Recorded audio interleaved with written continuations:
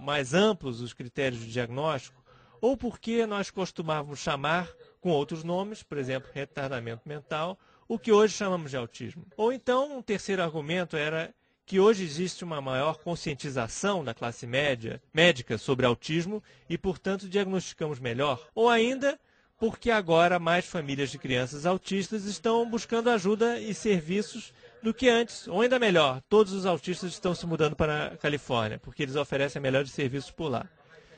Mas a melhor de todas é que todos sabem que os autistas são bons em computação, então eles estão indo trabalhar na indústria de computação na Califórnia. E lá se casam entre si e têm filhos autistas. Acreditem ou não, todos esses argumentos estão publicados na literatura médica. Eu gostaria de repassar cada um desses argumentos. Primeiramente, será que os critérios de diagnóstico mudaram ao longo dos anos? Sim, mudaram. Na verdade, os critérios de diagnóstico de Kanner eram inicialmente muito amplos. Ele sugeriu que eram necessárias somente duas características para o diagnóstico, que eram 1. Uma profunda falta de contato afetivo, e 2. Um comportamento repetitivo ritualista. Isso bastava para Kanner classificar uma criança como sendo autista, e mesmo assim, antes de 1980, o autismo era considerado uma enfermidade tão rara que nem estava descrita nos primeiros 2 manuais de psiquiatria. Na terceira visão do manual, de 1980, o DMS-3, foi acrescentada a categoria chamada de transtornos generalizados do desenvolvimento, que incluía autismo infantil.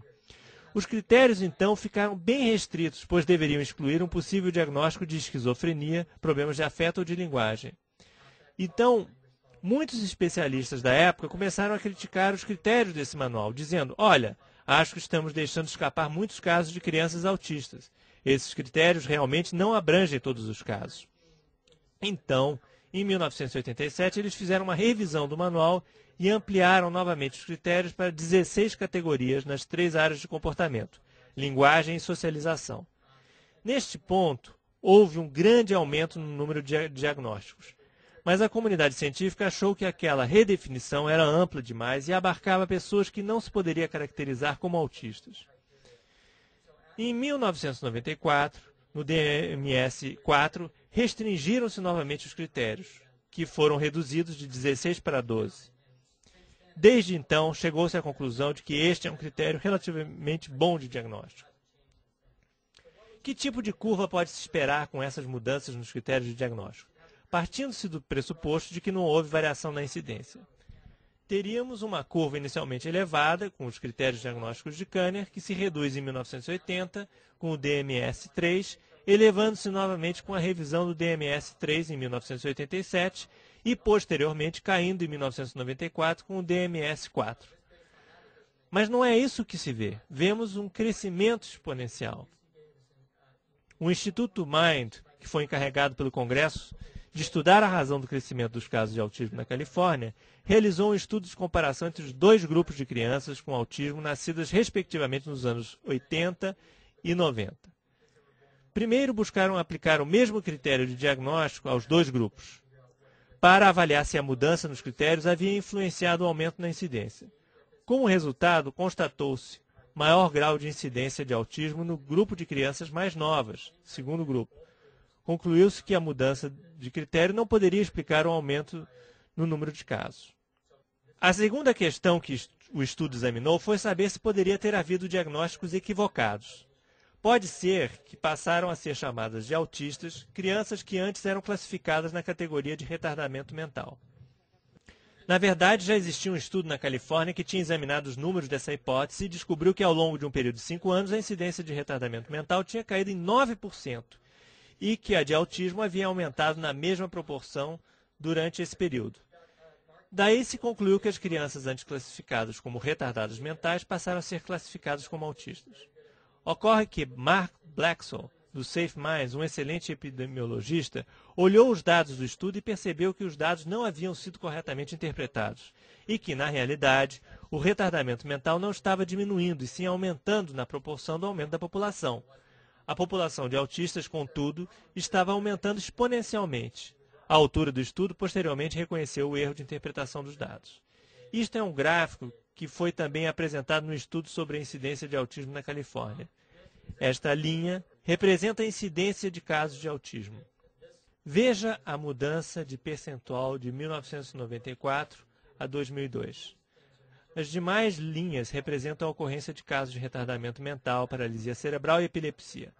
São dados do Departamento de Educação. Os demais transtornos aumentam ao ritmo do crescimento populacional, aumentam e não diminuem, enquanto que a incidência do autismo está explodindo. O segundo objetivo do estudo foi identificar as crianças classificadas nos anos 80 como tendo retardamento e aplicar a elas critérios modernos de diagnóstico para verificar se, na verdade, elas eram autistas.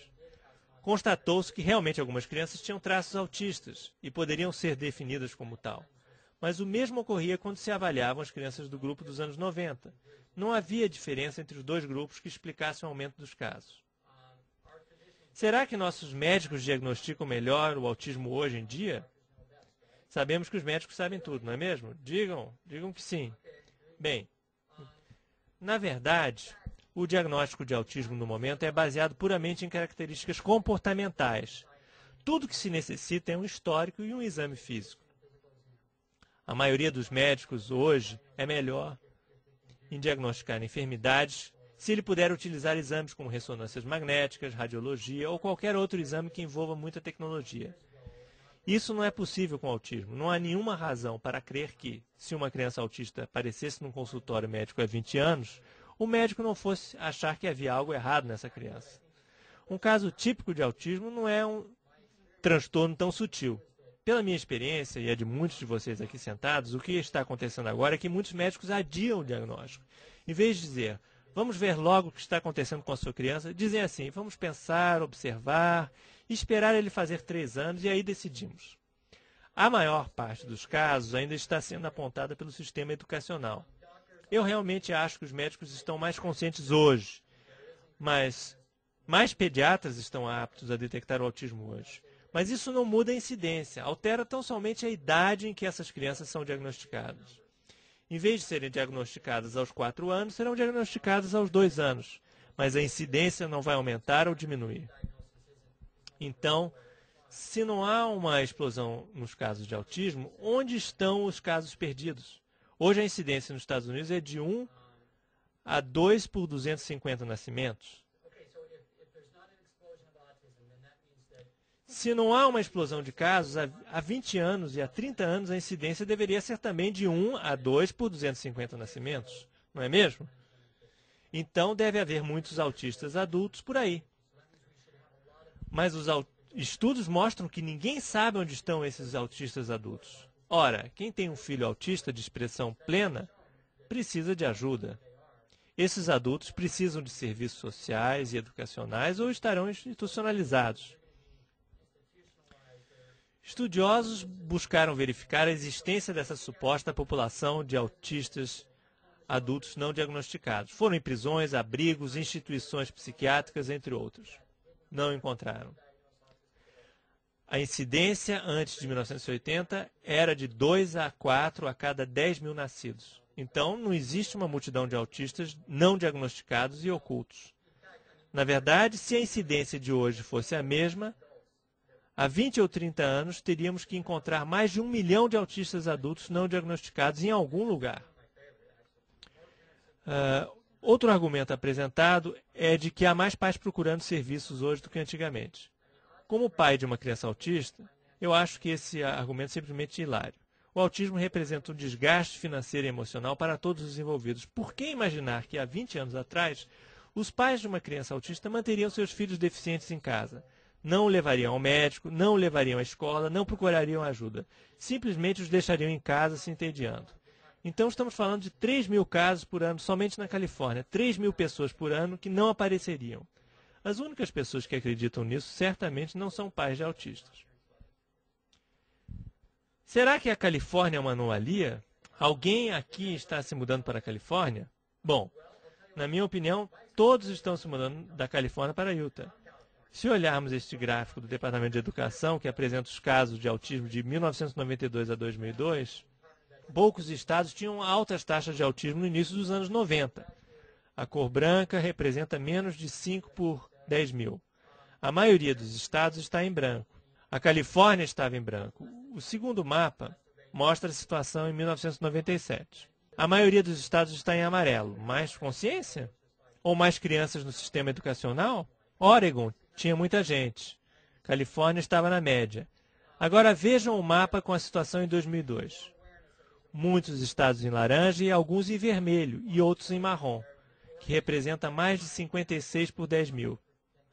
Então, a Califórnia estava na média. Não é um problema da Califórnia, é um problema da nação. É um problema do mundo inteiro.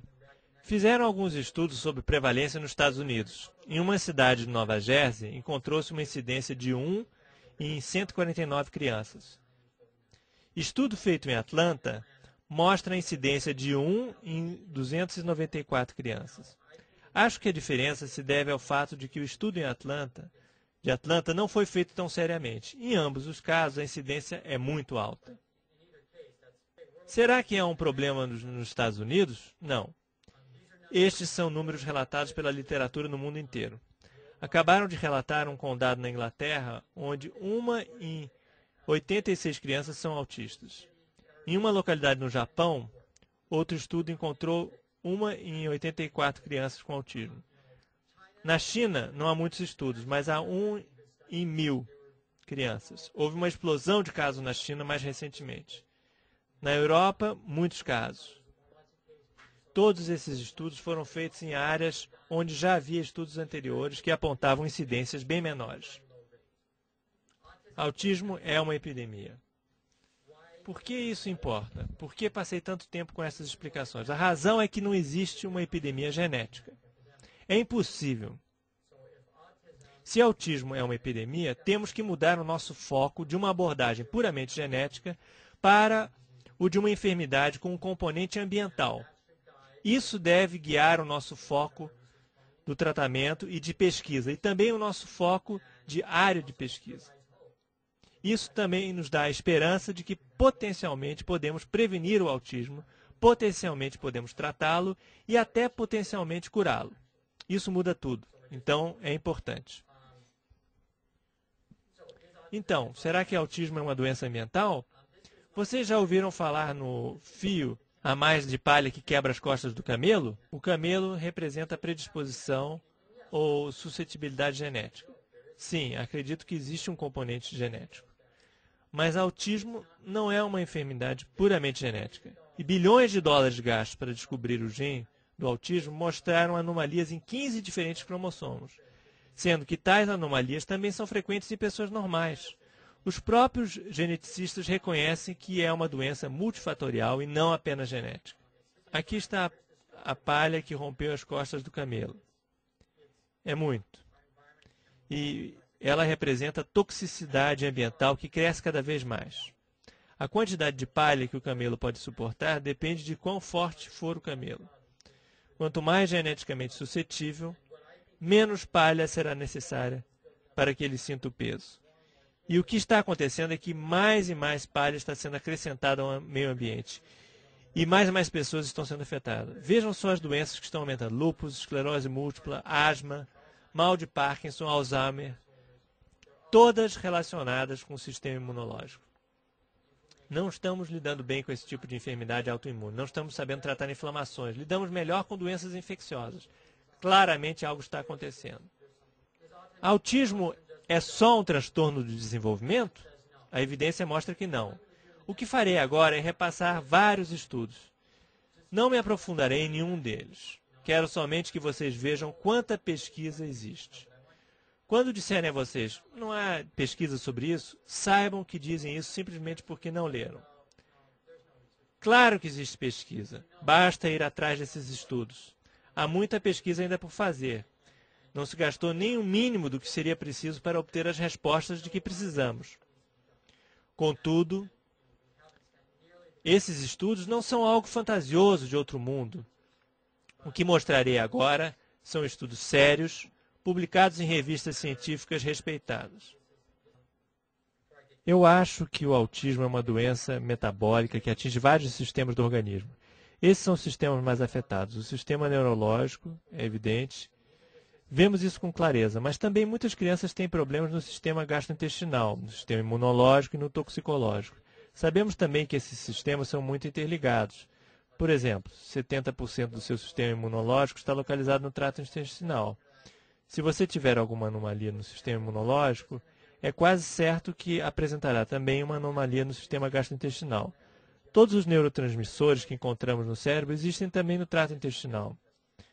Se você não consegue desintoxicar eficazmente, isso afetará o seu sistema imunológico.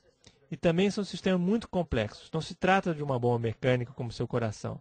Não sabemos nem a metade de como funcionam esses sistemas, muito menos de como o cérebro funciona. Mas é curioso que muitas das doenças que afetam esses sistemas estão aumentando. Eu vou falar sobre cada um desses sistemas individualmente, tentando mostrar como eles se relacionam com o autismo. Será que crianças autistas têm problemas imunológicos? Aqui estão alguns poucos dentre os inúmeros estudos que foram feitos mostrando que o sistema imunológico das crianças autistas é anormal. Vou resumir alguns desses estudos. Estes estudos mostram que no autismo, o sistema imunológico apresenta-se desregulado. Não se trata necessariamente de uma imunodeficiência, é antes um desequilíbrio imunológico. Há partes do sistema imunológico que estão completamente deficientes e outras que estão hiperativas, causando alergias ou inflamações. Isso porque uma parte do sistema imunológico não se comunica com a outra. O sistema não está se autorregulando. Quanto às células do sistema imunológico, não vou falar detalhadamente sobre todos esses tipos de célula, mas se descobriu que as células do sistema imunológico se apresentam em níveis anormais em crianças autistas. Esses níveis não são consistentes em todas as crianças. Por exemplo, algumas crianças têm células T em excesso, outras têm células B em excesso. O que é consistente é que os níveis são anormais. Esse quadro imunológico, honestamente, se assemelha muito com o início de uma infecção de HIV ou outra infecção viral. Não temos certeza, mas há um padrão pouco usual. Será que o autismo é uma doença inflamatória? Até muito recentemente, ninguém acreditava que pudesse haver um processo inflamatório no autismo. Isso porque uma inflamação no cérebro não aparece em exames de ressonância magnética ou em um típico exame de sangue. Mas vejam só.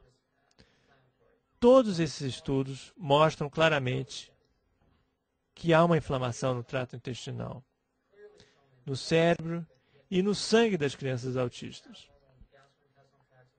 São todos os estudos que foram replicados. Então, sim, autismo é uma doença inflamatória. Nós temos mensageiros químicos no nosso corpo que controlam o nosso sistema imunológico. Alguns deles são chamados de citoquinas e ajudam o sistema imunológico a se comunicar. Algumas citoquinas indicam ataque e outras